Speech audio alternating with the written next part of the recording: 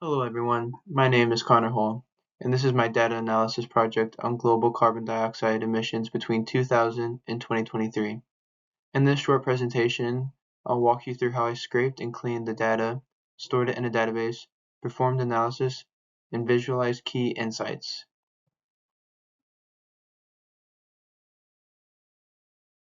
I started by scraping data from Wikipedia using Python's request and Beautiful Soup libraries.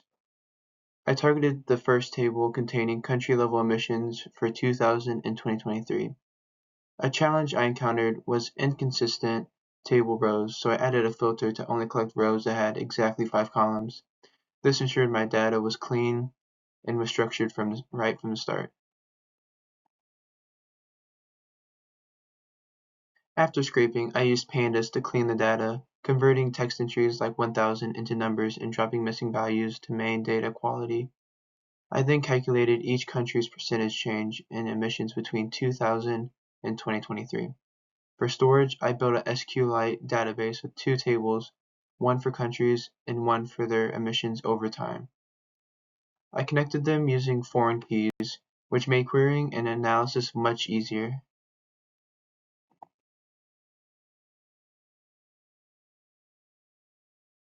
Here is a look at the stats. In 2020, the average emissions per country were around 205 million tons. In 2023, this rose to about 219 million tons. We also saw greater variability in 2023, suggesting that some countries significantly increased emissions while others stayed the same or declined. I created 4 graphs to visualize the findings. First, a bar chart of the top 10 emitters in 2023. China, the United States, and India led by a wide margin. Second, a line chart showing emission changes for major countries between 2000 and 2023. Third, a histogram showing the overall distribution of country emissions in 2023, where most countries emit relatively small amounts compared to the top few. And finally, a scatter plot comparing 2000 and 2023 emissions, which showed a strong positive correlation.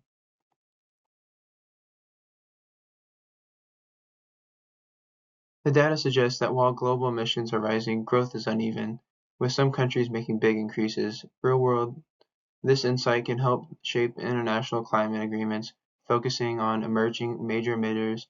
It also emphasizes the need for differentiated climate policies that consider both historical and recent emission trends.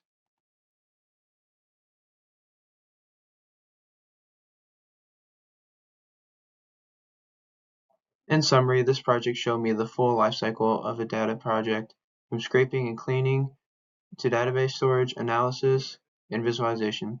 The trends we found highlight important environmental challenges ahead. Thank you for listening.